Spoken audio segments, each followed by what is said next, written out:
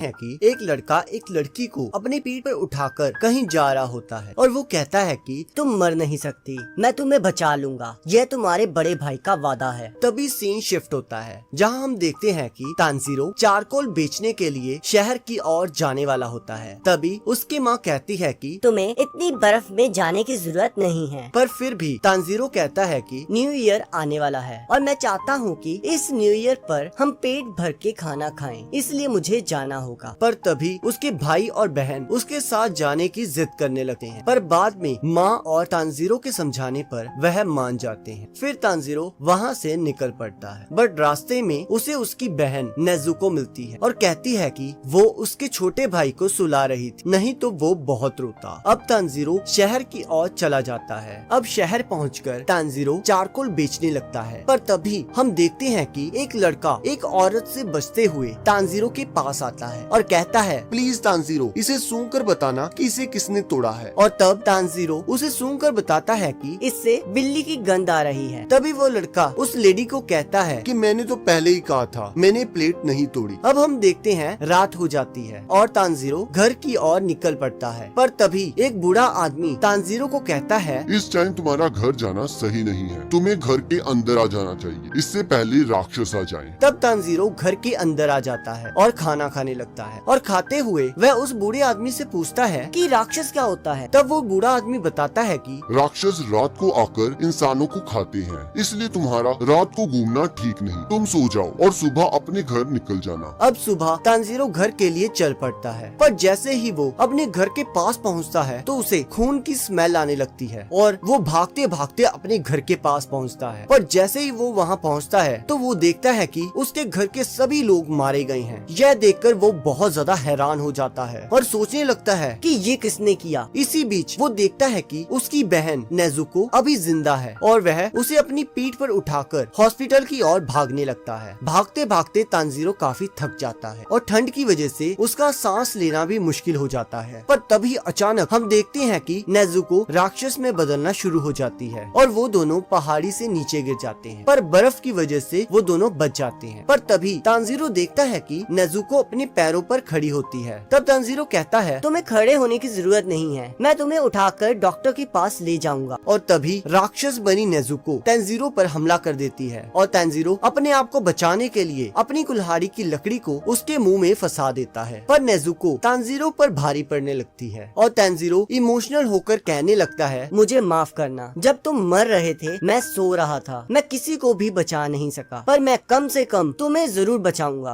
हौसला रखना, तुम राक्षस नहीं बन सकती। तभी हम देखते हैं कि नेजुको की आंखों से आंसू आने लग जाते हैं, पर अचानक से एक लड़का तलवार से नेजुको पर हमला कर देता है, पर तानजीरो उसे बचा लेता है। तब वो लड़का तानजीरो से पूछता है कि तुम इस राक्षस को क्यों बचा रहे हो? तब तानजीरो कहता है कि ये मेरी बहन है। अब वो लड़का नेजुको को पकड़ लेता है और कहता है कि मेरा फर्ज है कि मैं हर राक्षस को ढूंढूं और उसे मारूं। पर तब तानजीरो कहता है कि नेजुको ने किसी को नहीं मारा, यहाँ तक कि मुझे मेरे घर से एक अनजान गंध आ रही थी, मुझे